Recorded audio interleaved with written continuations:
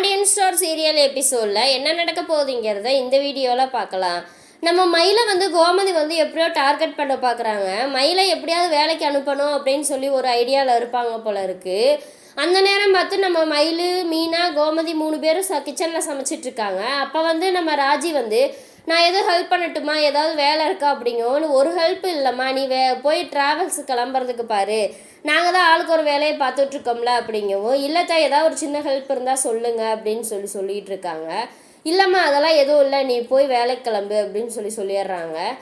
அப்போ நம்ம மயில் வாயை வச்சுட்டு பேசாமல் இருக்க மாட்டாமல், ஏன் ராஜி பேசாமல் நீயும் மீனா வேலைக்கு போகிறீங்க, நீ ட்ராவல்ஸுக்கு போயிடுற, மீனா ஆஃபீஸுக்கு போயிடுது, பேசாமல் உங்களுக்கு மதியானம் நான் லஞ்சு கொண்டு கொடுக்கவா அப்படின்னு கேட்கவோ, அதெல்லாம் ஒன்றும் வேண்டாங்க்கா, நீங்கள் பேசாமல் இருங்க அப்படின்னு சொல்லிக்கிட்டு இருக்காங்க.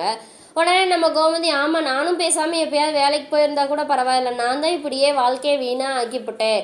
ஒன்று நான் உங்கள் மாமா தான் சொன்னார், உன்னை மகாராணி மாதிரி வச்சு பார்த்துக்கிறேன், அந்த இதில் தான் நான் கவுந்துட்டேன், இப்படி நான் ஏமாந்து போய் கிடக்கிறேன். இல்லைன்னா ஒரு டிகிரி முடிச்சிருந்தா கூட இன்றைக்கி பரவாயில்ல, ஒரு பிரோஜனமாவது இருந்திருக்கும். 4 காசு கையில் சம்பாரிச்சாதான் பொம்பளைகளுக்கு ஒரு மரியாதை.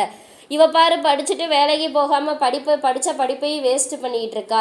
எங்கேயோ டீச்சர் வேலைக்கு போனேன்னு போனால் அதுவும் சரியில்லாம வந்துருச்சு. அப்புறம் ஏதோ ஆஃபீஸுக்கு போகிறேன்னு போச்சு, அதுக்கப்புறம் அதுவும் சரியில்லைன்ட்டு வந்துருச்சு. இப்படியே வீட்டிலையே இருந்து வேஸ்ட்டாக வாழ்க்கையை வீணாக ஆக்கிட்டு இருக்கு. இப்போலாம் தெரியாது, ஒரு குழந்தை குட்டி ஆனதுக்கப்புறம் என் வயசு வந்ததுக்கப்புறம் தான் அதோட அருமை தெரியும் அப்படின்னு சொல்லிக்கிட்டு இருக்காங்க. உடனே அத்தை விடுங்கத்த, எங்களுக்கெல்லாம் வேலைக்கு போக பிடிச்சிருக்கு, மயிலக்காவுக்கு வீட்டில் இருக்க பிடிச்சிருக்கு அப்படின்னு மீனாவை சப்போர்ட் பண்ணி பார்க்குறாங்க.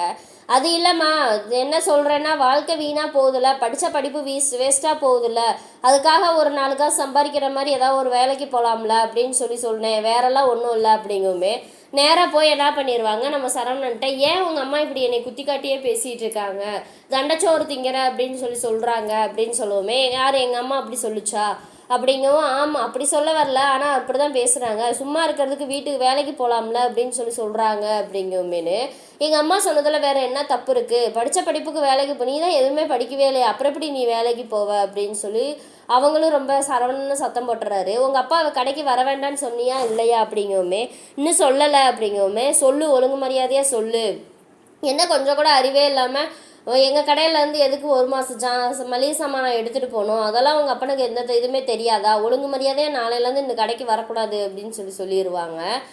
சொல்லவுமே சரவணன் சொல்லிட்டு கத்திட்டு போயிடுவார். அப்புறம் மயில் என்னடா பண்ணுறதுன்ட்டு அவங்க அப்பாவுக்கு ஃபோன் பண்ணி, ஏன்பா நீங்கள் பண்ணுறது கொஞ்சமாவது உங்களுக்கு தப்பாக தெரியலையா, ஏற்கனவே இந்த வீட்டில் ஏதோ ஒரு வாழ்க்கை வாழ்ந்துக்கிட்டு இருக்கேன், என்னை கழுத்தை பிடிச்சி வெளியே தொல்லாத ஒரு குறை தான், மற்றபடி உன் மாப்பிள்ளை அவ்வளோ பேச்சு என்னை பேசிகிட்டு இருக்காரு, எல்லாமே என்னை ஜாடமலையாக குத்தி காட்டிக்கிட்டே இருக்காங்க, இதை நீ வேற ஒரு பிரச்சனையை புதுசாக உண்டாக்குறியா அப்படிங்குமே, நான் என்னம்மா பண்ணேன், அதெல்லாம் ஒன்றும் நான் பண்ணலையே அப்படிங்குமே, கடையில் போய் நீ என்னப்பா பண்ண, எதுக்கு வர்ற கஸ்டமர்ட்டெல்லாம் நீ தேவையில்லாமல் பேச்சு கொடுத்துட்ருக்க அப்படிங்கவும், ஏமா தெரிஞ்ச ஊருக்காரங்க அப்புறம் பேசாமல் இருக்க முடியுமா அப்புறம் ஏன் போய் கல்லால் நீ உட்கார்ந்த அப்படிங்குமே, கல்லால் தான் சேர் இருக்குது அதனால தான் அங்கே நான் உட்காந்தேன், அதனால என்ன தப்பு இருக்கா, ஆள் இருக்கப்போ நான் உட்காரல இல்லை அப்படிங்குமேனு, அதெல்லாம் நீ பண்ணுற தப்பு கொஞ்சம் கூட பிடிக்கல, நீ பேசாமல் இரு, அப்புறம் எதுக்கு நீ 1 மாதம் மளிகை ஜாமானை நீ எடுத்துகிட்டு போன கடையிலேருந்து, உன் மாப்பிள்ளை எவ்வளோ திட்டுறாரு தெரியுமா, அவ்வளோ கேவலமாக பேசுகிறாரு, அந்த நிமிஷம் எனக்கு எவ்வளோ அசிங்கமாக இருந்துச்சு தெரியுமா அப்படின்னு மயில் சத்தம் போடுறாங்க.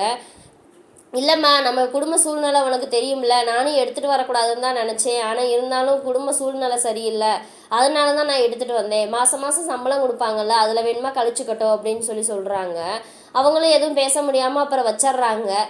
இங்கே என்னடானா நம்ம செந்தில் ஓவராக பிகு பண்ணிவிட்டு உள்ளேருந்து கண்ணாடி போட்டுட்டு வராரு. உடனே பாண்டியன்ட்ட ஒரு வம்புளுக்கலாம் அப்படின்னு சொல்லிட்டு வராரு. இந்த கொசு மருந்து அடிக்க ஆரம்பிச்சிட்டாங்க அப்படின்னு வம்புளுத்துட்ருக்காரு பாண்டியனும். இங்கே கண்ணாடி போட்டு வெளியே வரவுமே, ஏன் இவன் கண் ஆப்ரேஷனுக்கான பண்ணியிருக்காரா அப்படின்னு சொல்லிட்டு செந்திலை வம்புளுக்குறாங்க. உடனே செந்தில் இருந்துட்டு சரவணன்ட்ட, கவர்மெண்ட் ஜாப்புக்கு நீ எதுவும் அப்ளை பண்ணலாம்லனே அப்படின்னு அவங்க ஒரு சைடு வம்புளுக்குறாங்க செந்திலை. இதுலேருந்து மீனா எப்படியோ கூட்டிகிட்டு போயிடுறாங்க. அதுக்கப்புறம் நம்ம ராஜி ஆஃபீஸ் வராங்க. நம்ம மயில் நான் கடைக்கு வரேன் அப்படின்னு சொல்லிட்டு அவங்களும் அடம்பிடிச்சிட்ருக்காங்க. வேண்டாமான்னு எவ்வளவோ சொல்லி பார்த்தாலும் இல்லை பரவாயில்ல நான் வருவேன் அப்படின்னு சொல்கிறாங்க. சரிம்மா நீ வா அப்படின்னு சொல்லிடுறாங்க. இனி இதுக்கப்புறம் எப்படியோ பிரச்சனை முத்த போகுதுங்கிறத அடுத்த வீடியோவில் பார்க்கலாம். இந்த வீடியோ பிடிச்சிருந்தா மறக்காமல் லைக் பண்ணுங்கள், சப்ஸ்கிரைப்